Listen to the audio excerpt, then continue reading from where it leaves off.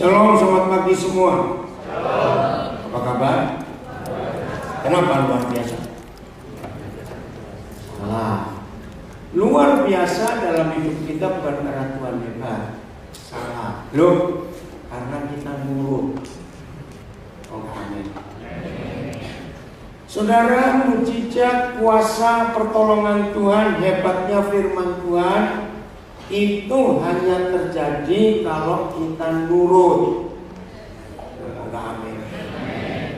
Imani Tuhan sehebat apa kuasanya, kalau nggak nurut nggak ada gunanya. Betul? Kita akan belajar hari ini untuk kita bisa mengenal Bapa kita dengan sungguh. Saya mulai dengan konsep ini.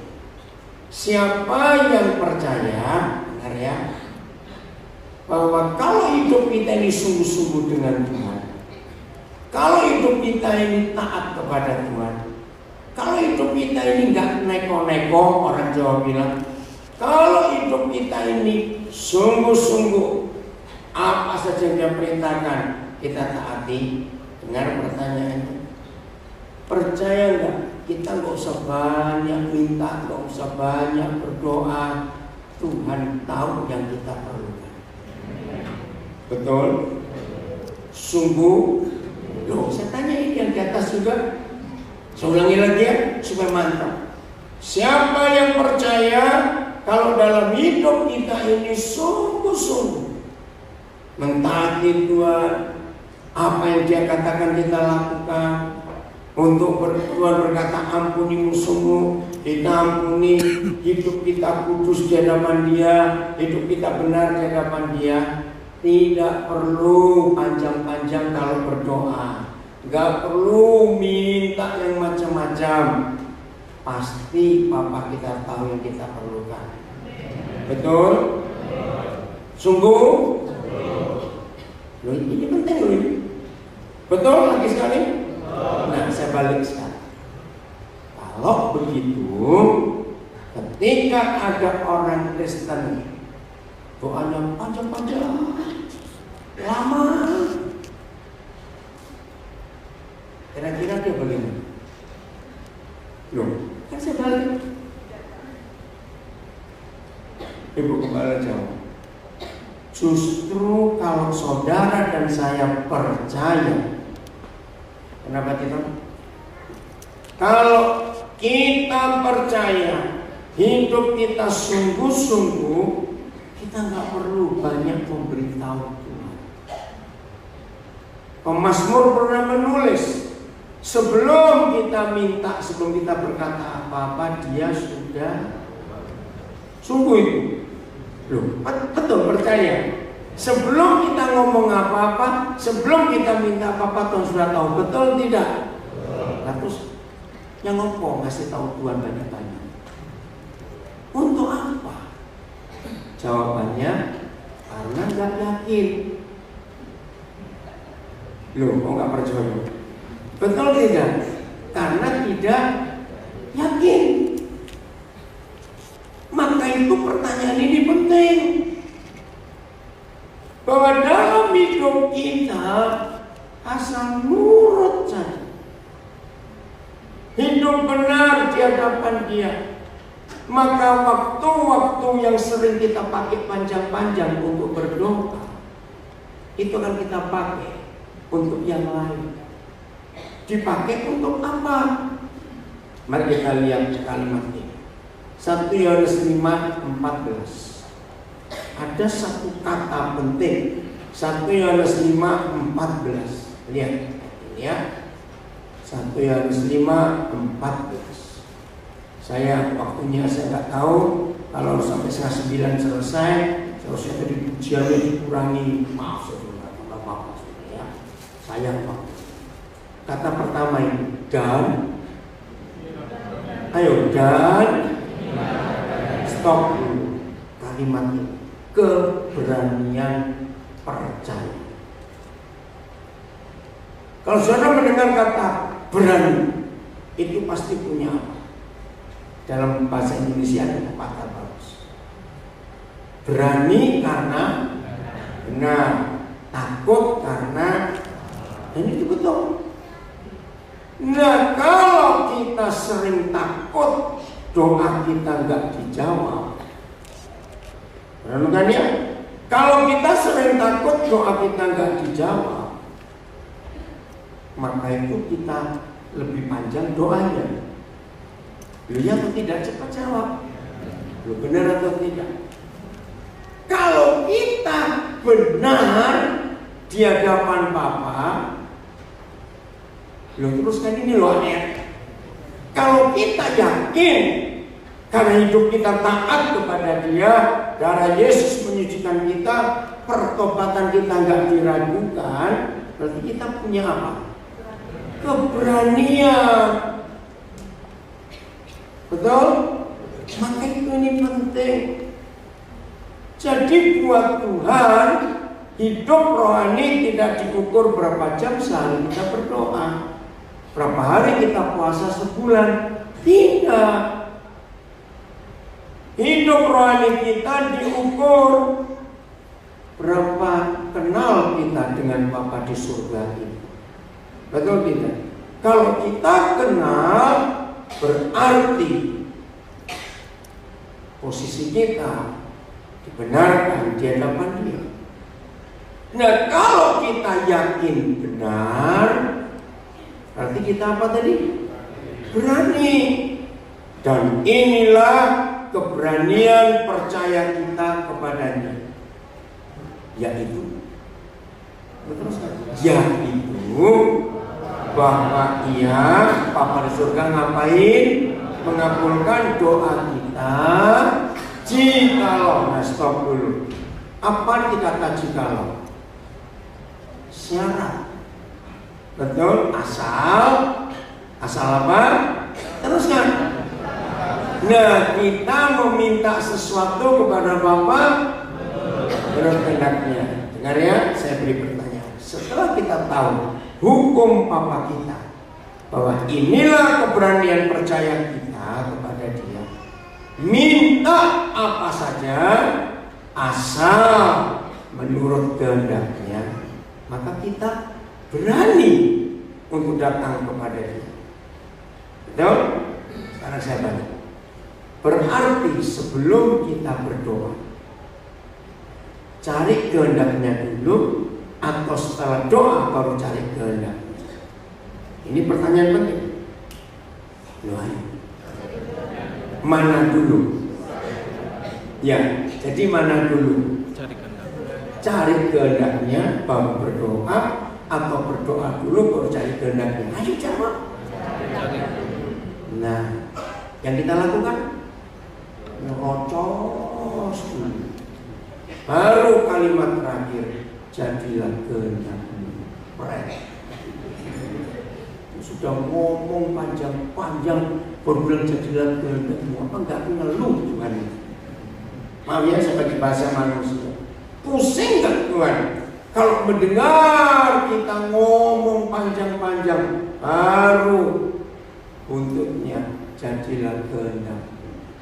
Ayo jujur, kalau kita jadi Tuhan, terus ada kasus ini, sekarang ngomong apa pada orang ini?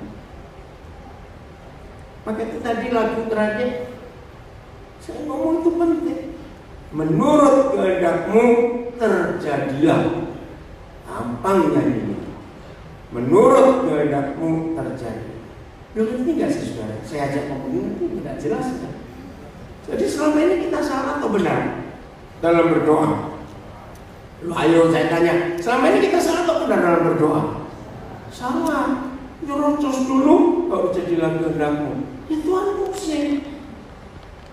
Kalau kamu mau, ini kalau saya pakai bahasa kata-kata Tuhan, kalau kamu mau kehendakmu yang jadi, Tuhan jawab, ya jangan kehendakmu yang kamu usulkan ke aku. Ya atau tidak? Betul? Maka itu yang salah bertobat. Saya ulangi lagi. Saudara percaya atau tidak, kalau hidup kita benar-benar dengan Dia, lurus, ikuti kehendaknya, hidup benar, hidup kudus, gak usah banyak berdoa, Dia tahu. Yakin? Betul?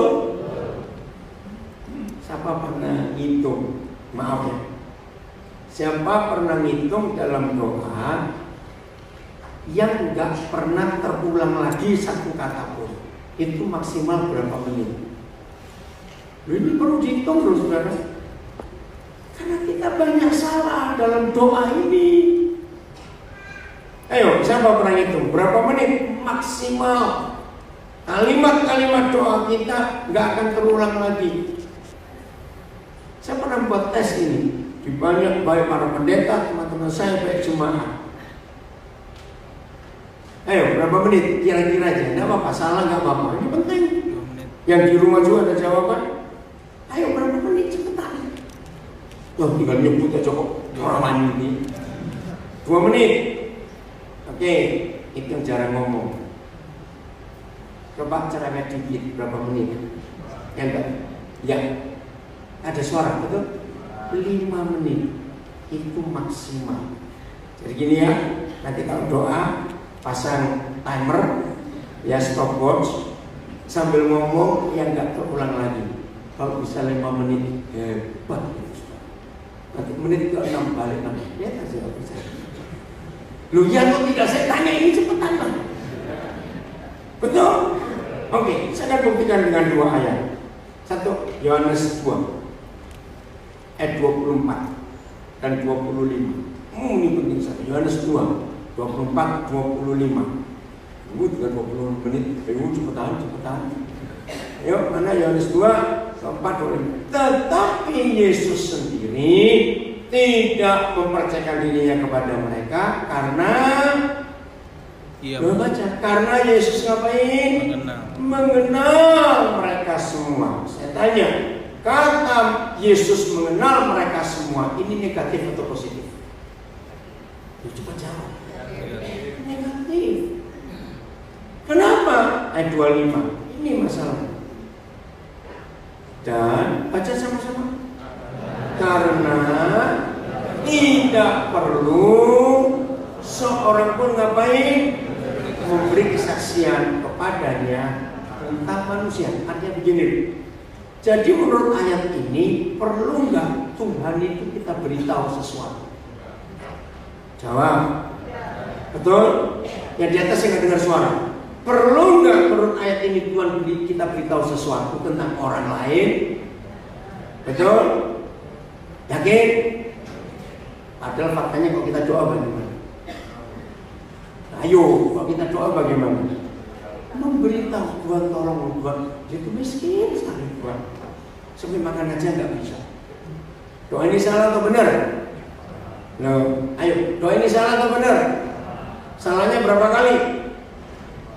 Loh, salahnya 2 kali. 1, untuk apa Tuhan diberitahu kalau mereka miskin? Tuhan tahu tidak? Nah, ini salah paling besar yang kedua, kurang ajar. Kalau saudara bilang Tuhan tolong mereka miskin, artinya Tuhan bokong kirim beras. Lo betul enggak? Lo ya atau tidak? Tuhan tolong Tuhan berkati orang miskin itu. Ini yang Tuhan jengkel. Sebab di rumahmu berasnya numpuk. Kok enggak amin? Lo betul atau tidak? Ini loh gobloknya kita dulu. Apalagi kalau doa makan itu paling jual kalian. Saya ini kalau pas diajak makan ada doa makan, tak stop langsung mandek. Tuhan ingat janda-janda anak yatim fakir miskin. Kiranya Kau berkati mereka. Ini doa yang paling goblok sedunia. Satu, kenapa ingat mereka kalau pas lagi kita makan? Itu kan hati mereka. Lu jawaban cepat diajak ngomong kok. Lu nyakiti nggak kalau kita jadi fakir miskinnya? Nyakiti kedua, gua anggap di surga ada delivery, GoFood. Loh, betul tidak? Loh, Tuhan berkati janda-janda yatim fakir miskin. Lebih ironis dikit, yang lebih ironis dikit ada kalimat ini. Ingat Tuhan, hamba Tuhan yang miskin di desa menghadapi piring-piring kosong. Siapa langsung melek stop. Lu kenapa salah? Jadi jangan nyuruh Tuhan kirim makanan ke mereka. Bisa atau tidak? Jadinya bagaimana? Nah, kita yang ngirim. Pertanyaannya, kapan Bu kirim? Itu masalahnya. Maaf ya, jangan tersinggung. Saya ngomong bener atau salah ini? Lu jawab. Nah ini loh. Jadi hari ini kita mau belajar konsep doa yang benar. Konsep doa yang salah selama ini selalu nyuruh Tuhan. Contoh lain ya, tadi saya tunjukkan ayat-ayat. Perintah yang terjadi di Alkitab, perintah yang tertulis di Alkitab. Dengar baik-baik. Sembuhkan orang sakit atau doakan orang sakit. Apa salah? Perintahnya apa? Cepetan. Sembuhkan. Sembuhlah oke. Nah, udah ngawur lagi. Perintahnya sembuhkan orang sakit, tapi gereja mendoakan orang sakit. Doanya keren. Tuhan sembuhkan mereka. Maka kadang-kadang saya ini nggak sabar dengan Tuhan. Kok ya sekali-kali kuaplok ono. Jangan terlalu sabar gitu loh Tuhan. Lo betul nggak? Apa yang bantah? Gimana sembuhkan orang sakit? Saya jagoan bukan dokter. Hanya kayak itu seperti itu. Nah, walaupun kita bukan dokter, tapi ada perintah. Satu, di Alkitab ada 3 perintah tentang hidup sehat. 1, ojo beragas cangkemmu. Setuju? Jangan rakus kamu. Tanya dokter-dokter, 70% orang sakit itu gor-gor cangkem itu. Oh, bismillah. Mulutnya rakus. Maka itu Alkitab adalah satu-satunya buku di dunia. Satu-satunya. Tidak ada buku yang lain lebih tua dari tulisan Musa yang pernah mengajarkan apa yang boleh kita makan dan apa yang tidak boleh kita makan. Nah ini loh masalah. Yang Tuhan larang kok enak kabeh. Betul tidak? Yang dia larang kok enak semua. Ya atau tidak? Coba-coba. Nomor 2, hati yang gembira adalah obat. Cepetan, hati yang gembira adalah obat manjur. Makanya itu orang gila sehat terus. Loh, masa nggak pernah ngeliat orang gila itu sehat? Loh ya atau tidak? Kenapa orang gila sehat? Hatinya gembira terus. Tapi bukan maksud Tuhan kita di situ terus marah seorang. Yang begitu. Bukan berarti kita gila dulu baru sembuh. Enggak. Jadi nasihati kalau ketemu orang sakit, pola makanmu gimana? Kan dokter punya begitu. Pola makan bapak ibu bagaimana? Itu sumber sakit. Nomor 2, stres ya. Punya dendam enggak? Sulit mengampuni enggak? Jadi hati yang gembira adalah obat. Itu sudah dibuktikan oleh para dokter di dunia. Orang yang putus asa, kecewa, dendam, sakit hati itu sumbernya penyakit. Dan dokter-dokter sudah mengetahui kanker itu makanannya cuma 2. Jadi di tubuh kita itu semua sudah ada sel-sel kanker. Tapi jangan takut saya ngomong. Pemicunya 1, gula. Gula itu jahat. Baik yang masih suka gula bertobat. Kalau memang suka siapkan peti mati di rumah kita supaya nggak repot-repot. Warganya. Nomor 2, pemicu kanker itu stres. Stres ini luas sekali. Ya, maka itu maaf ya jangan merolok saya. Sepengetahuan saudara, laki atau perempuan yang sering kena kanker, maaf saya cuma tanya. Kenapa perempuan lebih sering kena kanker? Ada 2 alasan. 1, makhluk perempuan itu mendem jeruk. Tahu kata mendem jeruk? Apa-apa disimpan sampai, maaf ya, anak-anak, suami-suami, makannya di mana makan? Ngerti nggak pertanyaannya? Mama itu paling tahu ya, masih kecil simpan di mana itu mama itu paling tahu. Lu ya atau tidak ditanya? Ditanya semuanya disimpan. Jadi makhluk perempuan itu nomor 1 perasa. Ada orang kedip-kedip tersinggung. Jadi kelilipan. Ada nggak perempuan seperti itu? Ada orang ibu hidungnya gatal, nggak sempat gosok. Kamu ngapain dengan aku? Lu punya lumpur gatal. Nah, kalau saya di situ, tolong garuk kayak gitu. Repot. Nah, itu makhluk perempuan. Yang kedua, bukan cuma mendem jurus suka nyimpan, perempuan itu makhluk halus. Jawab iya atau tidak? Nah, itu sumber penyakit. Catat enggak percaya. Nomor 3, Yohanes 7:23. Ajari orang itu untuk istirahat secara otak, pikiran. 23 bukan 25. Oh maaf, ini nggak usah terus. Yohanes 7:23. Istirahat, masuk sabat, pasti sehat. Nah, sabat itu bukan harinya. Nah, kalau orang percaya sabat itu hari Sabtu dan pada hari Sabat Yesus menyembuhkan seluruh tubuh manusia, berarti kalau orangnya sakitnya Minggu, menteni Sabtu, Kemis titik. Belum betul nggak? Jadi Sabat itu bukan Sabtu, artinya istirahat di otak ini, mikir macam-macam. Jadi perintah sembuhkan orang sakit bisa nggak kita lakukan? Lo bisa tidak? Maka itu kalau doa jangan nyuruh-nyuruh doa. Wah, tolong sembuhkan, tolong nama Yesus. Nah, buat tangking setan. Kalau ngomong tenaga setan cuma mesejnya. Betul nggak? Kan yang bukan setannya dia sendiri, mulutnya rakus, hatinya nggak beres. Nah, itu tugas kita sembuhkan orang sakit. Kalau memberi makan, kita lihat Amsal 3:27-28.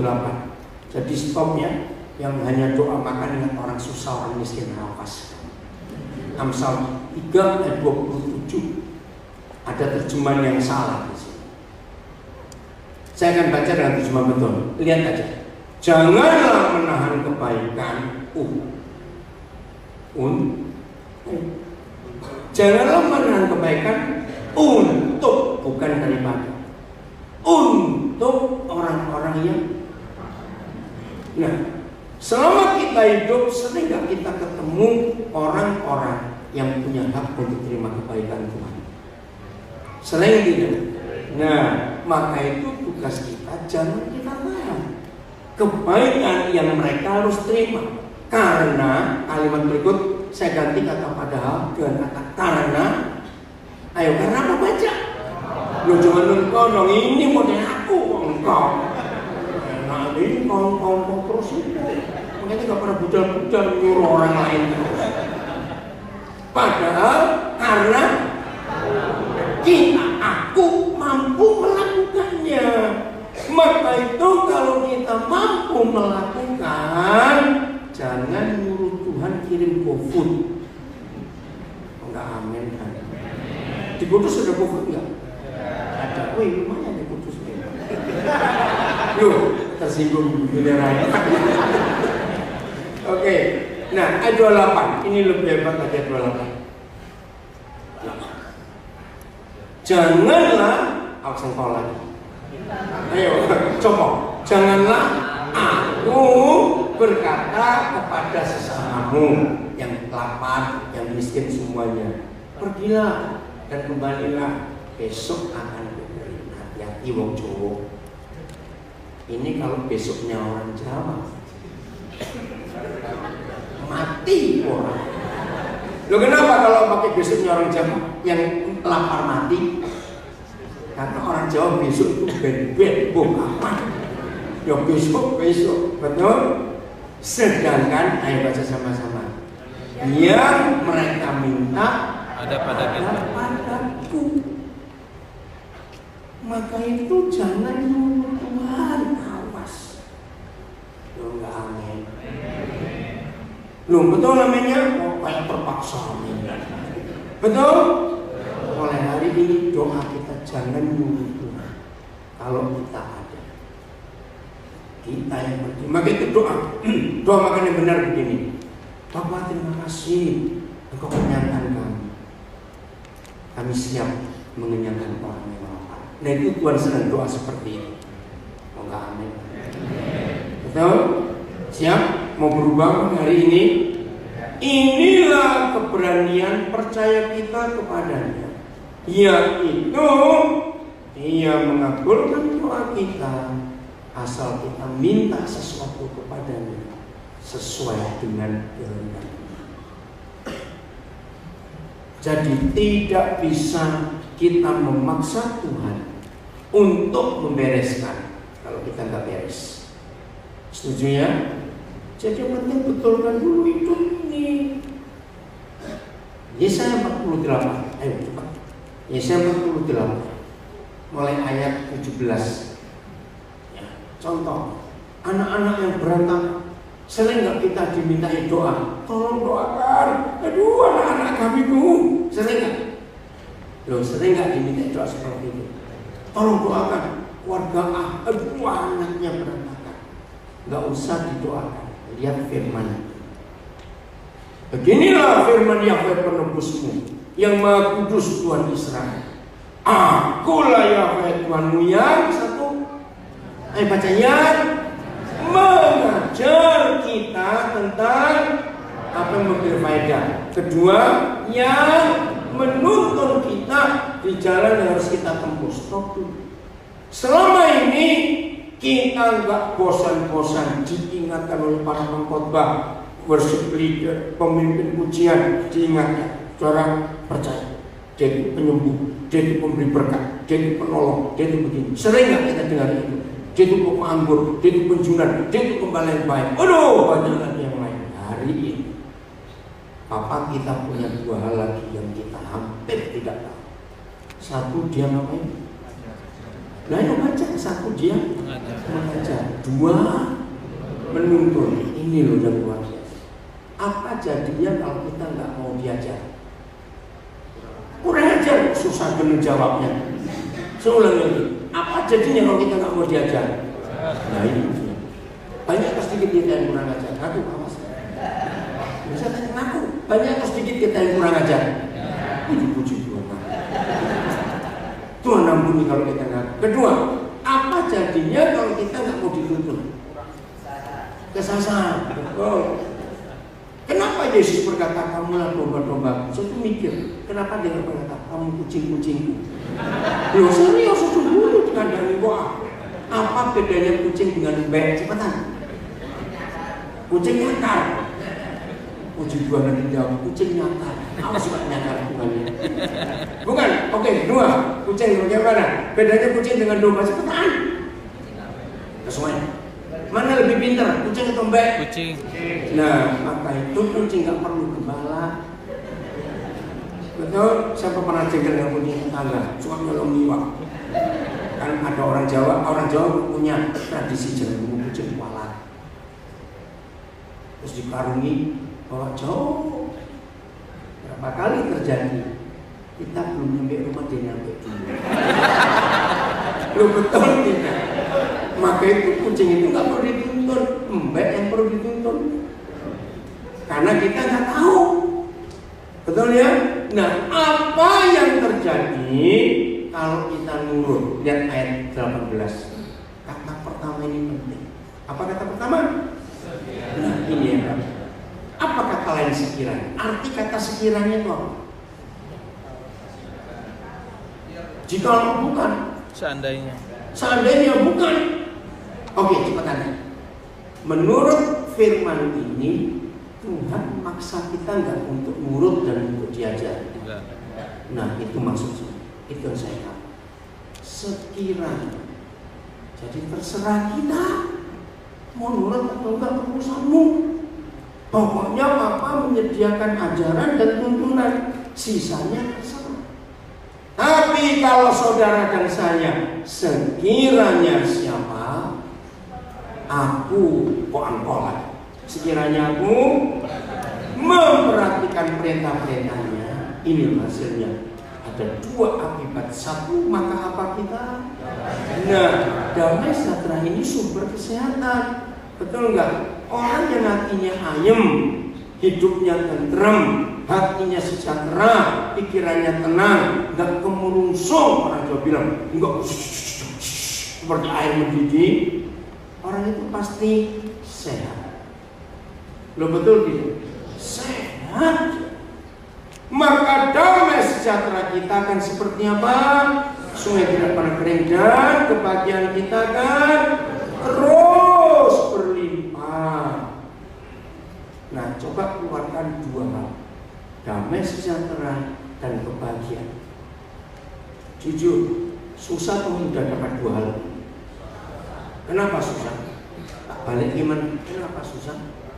Nah, lalu sekiranya ini tantangan adik-adik, anak-anak muda, dengar ya.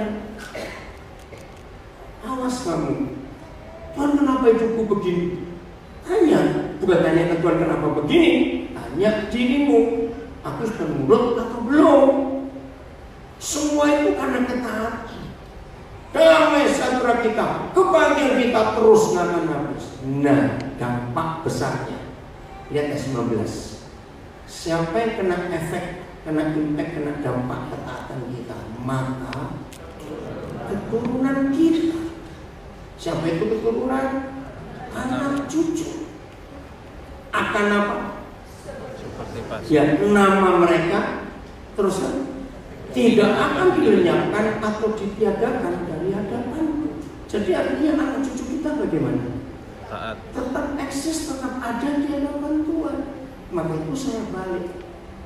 Kalau sampai kalau sampai ada anak-anak nggak nurut setelah kita tahu firman, kalau sampai ada anak-anak bikin malu orang tua, kalau sampai ada anak-anak menghancurkan ekonomi hidup keluarga, maaf, siapa yang harus disalahkan? Orang tua. Karena ada janji, aku mengajar, aku menuntun. Sekiranya kamu semua nurut, maka damai sejahtera kebahagiaanmu gak habis-habis, anak-anakmu bagus-bagus dan hebat-hebat. Jadi kalau ada keluarga minta didoakan anaknya amburadul, bukan anaknya didoakan, bapak boi. Betul enggak?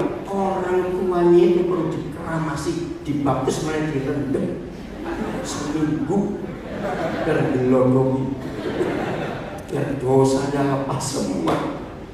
Kepala lakukan itu ya, seperti pipet kalau bisa lepas. Maaf, loh, betul enggak? Jadi setelah saya terangkan dengan cara ini, sebetulnya hidup jadi anak Tuhan itu gampang atau susah? Asal nah itu anak-anak muda yang suka main komputer, internet, main apa saja ya. Ada password nggak untuk kamu buka program apa saja? Mesin foto, nggak usah ngerti password foto, depan getuk, bisa belajar, bisa lewat masa kita harus menemukan. Ayo, jadi untuk buka semua program ada password tidak? Enggak.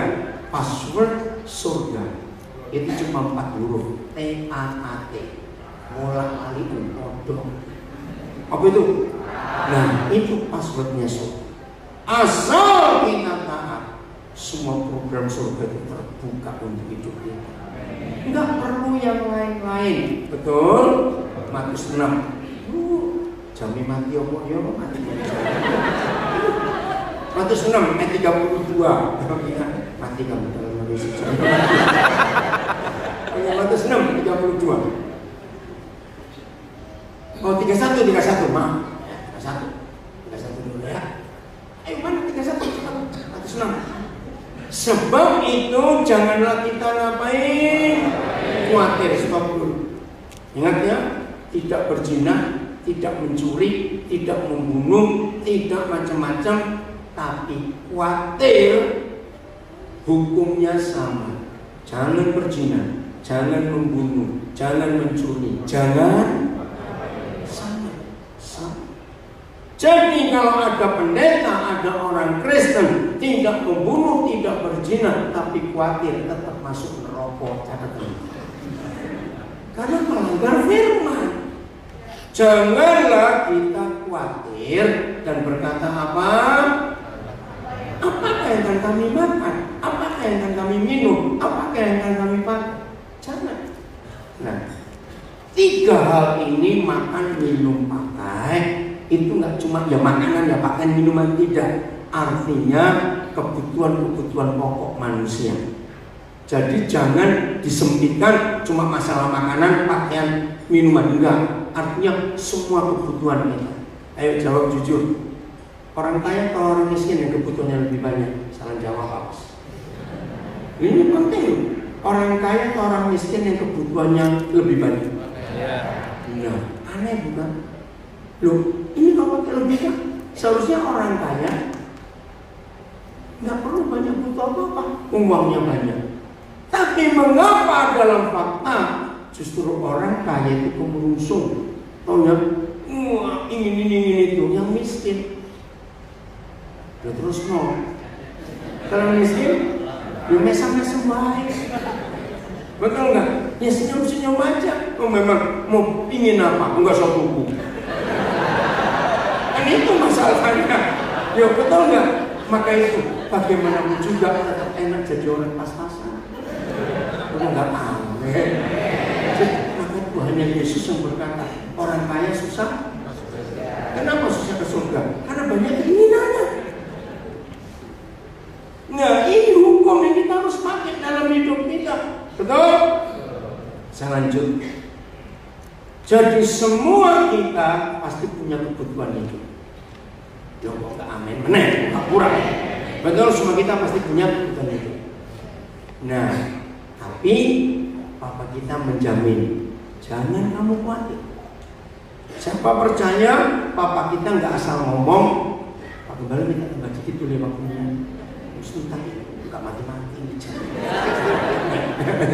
Ini ya, percaya bahwa Papa kita tahu yang kita butuhkan, betul? Nah, ayat 32 ya. Apa? Sama. Saya tahu itu semua itu tahu, semua aku kok. Tapi maksudnya apa? Maksud ayat 32 itu ada tertulis di ayat 31. Jadi bacanya begini: makan, minum, pakai, terus kan dicari. Itu dicari bangsa-bangsa yang tidak mengenal apa. Stop.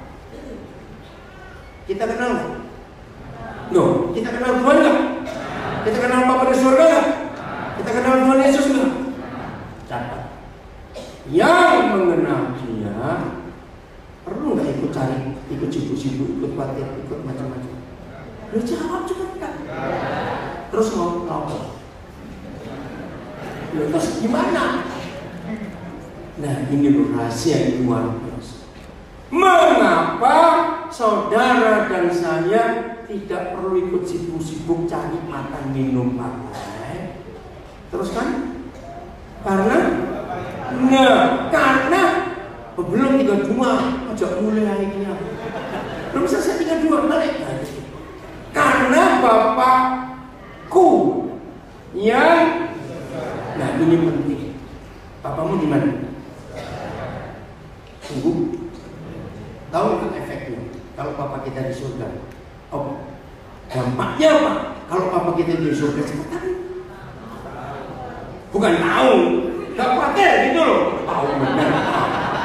Oke, saya ulang nih. Oke, gini loh. Kalau bapakmu bukan polisi, maaf ya, jangan kesibuk. Kalau bapakmu bukan polisi, tapi seminggu nggak pulang-pulang di kantor polisi, jadi apa? Maaf, saya tanya serius. Loh apa gitu loh? Ini maksud saya. Ayo, kalau bapakmu bukan polisi, kok seminggu orang mulai-mulai di kantor polisi? Maling, kita coba sesuai lah. Loh betul tidak? Loh saya tanya, dia orang. Nah, maka itu penting, bapakmu di mana? Kalau bapak kita di surga, hidup jadi ayo, tenang, nggak khawatir, nggak ikut cari. Saya buktikan ayat ini dengan hidup saya. Siapa pernah mengalami anak kita masih kecil, baru sakit di panas.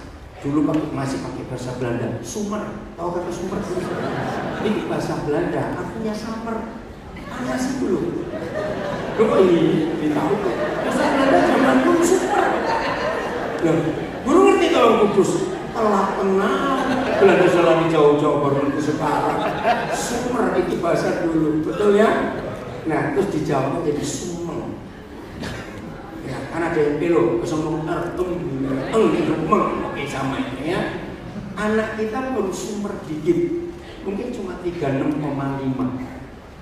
Rasa bukan namanya mama papa. Yang khawatir siapa?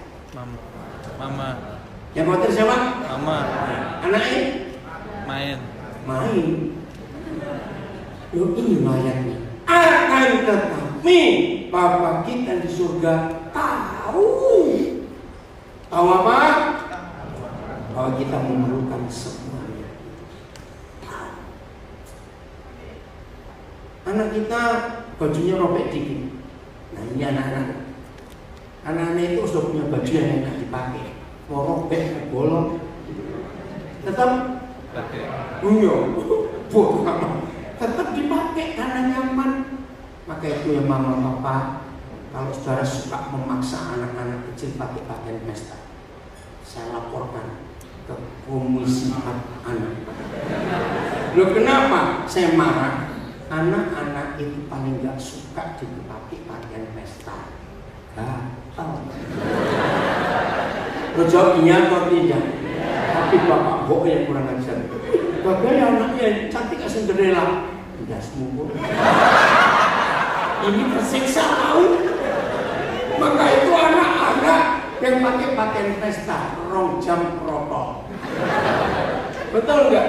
2 jam lepas semua. Karena gatel. Nah, kenapa orang dewasa kok betah? Karena munafik. Semua aja. Walaupun gatel, Lo betul tidak? Maka itu di dunia ini kalau sampai ada orang bisa tidur pakai pakaian pesta, pasti karena 2 hal, 1 mabuk, 2 mayat. Betul tidak? Maka itu untuk apa belikan pakaian pesta anak-anak mahal-mahal loh itu? Betul tidak? Jangan siksa anak-anak gatal. Ingat. Maka itu kalau anak-anak sudah begitu, walaupun pestanya masih ramai, jawabannya pulang. Betul enggak? Kenapa ingin pulang? Karena gatal. Nah logikanya kalau pulang kan istirahat enggak, copot, koloran goyang. Jadi ini hidup yang benar. Akan tetapi Papa kita di surga tahu. Maka itu ayat ini yang saya dasari kalimat saya pertama tadi. Kalau hidup kita benar, hidup kita taat, hidup kita sungguh-sungguh di hadapan Dia, nggak perlu doa panjang-panjang karena Papa kita tahu bahwa kita membutuhkan semuanya itu. Pernah satu kali saya di gereja melayani, doa paginya jam 4:30. Nah di pastori banyak pengerja. Jadi saya ikut doa, saya kaget. Bapak pendetanya bawa pecut, ya bawa galang panjang seperti apa itu rotan. Saya pikir untuk apa ini Pak pendeta bawa rotan panjang. Nah doa yang saya malah dikit, yang ngantuk cepat. Ngantuk cepat, saya kaget. Percuma doa di pohon itu percuma. Cuma haleluya. Itu kan buat orang malah berdosa. Betul? Jadi hubungan kita dengan Papa itu kita harus tahu. Lihat, yakin kalau hidup kita benar, Papa kita tahu. Jadi kalau ada anak lagi panas dikit, yang bingung Papa papanya. Bajunya robek dikit, yang bingung Papa mamanya. Karena Papa Mama tahu etika-etika. Awas bacanya salah. Tetapi carilah dulu kerajaan Tuhan dan kebenarnya, maka masalah ngomong. makan, minum pakai akan. Ini rahasia luar biasa. Apa bedanya ditambahkan dan diberikan? Beda. Ayo, apa bedanya ditambahkan dan diberikan? Cepat. Udah ada. Ya, kalau ditambahkan kita sudah punya. Baca semua terjemahan. Ditambahkan, bukan diberikan. Ini rahasia yang luar biasa. Maka itu saya ulangi lagi. Nggak usah memberitahu Tuhan, dia sudah tahu. Nggak usah memberi laporan ke surga, dia tahu. Terus gimana doa kita? Asal benar, asal nurut, asal hidup kudus. Nggak usah panjang-panjang, Bapamu tahu. Nah, kata ditambahkan dalam bahasa bisnis itu bonus. Pernah tahu bonus? Ya saya nggak tahu di Kudus. Beli motor dapat jaket, dapat helm, ada nggak? Ya, beli kopi 1 kilo, bonusnya belas. Karena masih ada di sini, beli sabun cuci, bonusnya piring. Ada nggak? Cepetan saja. Nah, cobaannya. Datang ke toko motor, dealer motor, minta jaketnya, jaket kepuk motor. Bisa nggak? Loh, datang ke toko, saya nggak mau insunya, saya perlu piringnya. Ngerti? Jadi pokoknya untuk dapat bonusnya adalah kerajaan surga. Itu pokok. Carilah kerajaan surga dan kebenaran. Nah, apa itu surga? Cepat. Roma 14:17. Roma 14:17. Apa itu surga? Supaya kita tahu. Cepat. Sebab kerajaan surga bukanlah soal makanan, minum, ini. Kenapa urusan makanan minuman bukan urusan kita? Itu urusan surga karena Bapak tahu, betul? Bahwa kita memerlukan semua itu. Maka itu jangan sibuk cari makan, minum, pakai. Enggak. Surga enggak begitu isinya. Tapi surga itu isinya apa? Kebenaran. Soal kebenaran. Siapa kebenaran? Tuhan Yesus dan firman-Nya. 2 soal damai sejahtera. 3 soal sukacita oleh Roh Kudus. Nah, maksudnya begini. Kalau pagi-pagi kita bangun, begitu melek mata, mana HP, mana awas. Atau melek mata, kopi, awas. Begitu kita bangun, langsung surga kita hadir. Kebenaran Yesus hadir. Ada damai sejahtera, ada sukacita, masih di tempat tidur. 3 hal ini ada. Kira-kira kita keluar kamar apa yang suasana apa kita bawa? senang. Ya suasana surga. Betul? Begitu anak-anak di luar kamar kita, papa mama, melihat papa mama keluar kamar wajahnya sumringah, wajahnya bersahaya, sukacita. Anak-anak ikut sukacita. Ada nggak orang bangun pagi-pagi cari masalah? Loh, saya tanya, ada tidak? Banyak. Cepetan, ada tidak? Enggak. Kenapa lampu nggak dimatiin? Ini ngapa aja ini? Ini kan masih berantakan. Ini udah ke belakang. Ini kenapa? Maaf, saya cuma tanya.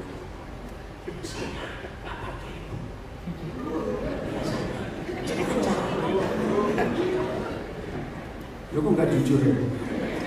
Biasanya bapak atau ibu? Cepetan. Nah, bertobat.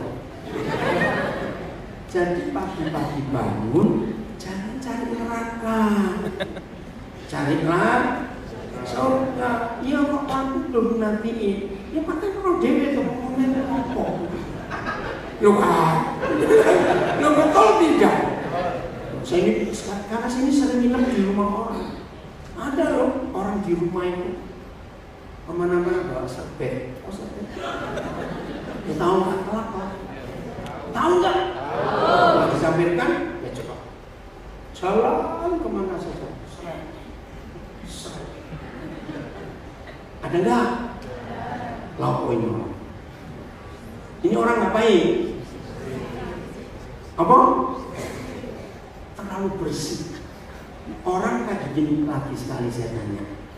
Bapak atau ibu? Bisa tanya lagi juga. Bapak atau ibu? Cepat.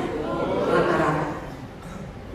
Kalau istri modelnya begini, kemana-mana Mbak Serbet, maka suami anaknya tangannya gini kabeh.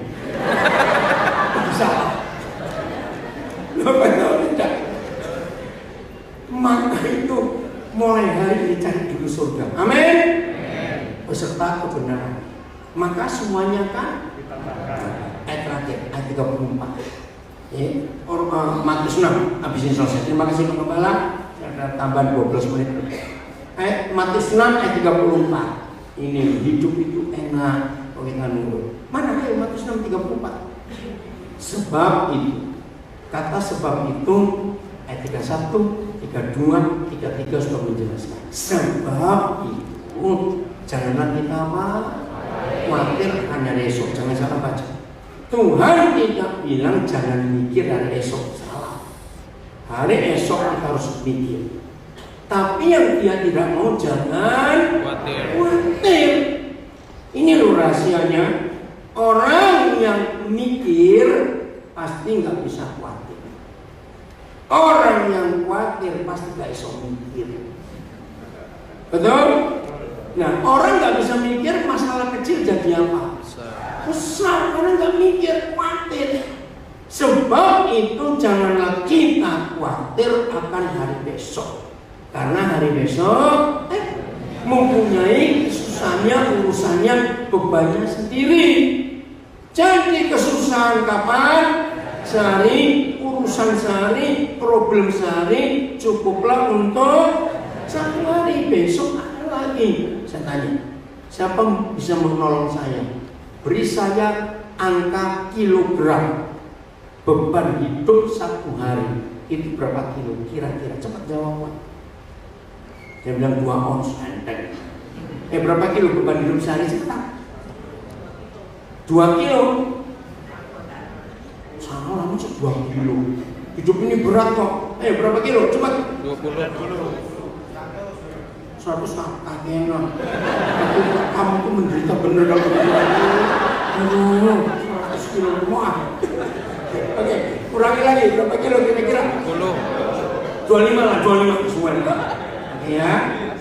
Beban hidup satu hari 25 kilo. Catat. Kalau ada orang khawatir untuk 7 hari ke depan, berarti hari ini dia mikul berapa kilo? Cepetan, yang bisa hitung duit itu dulu. Berapa kilo?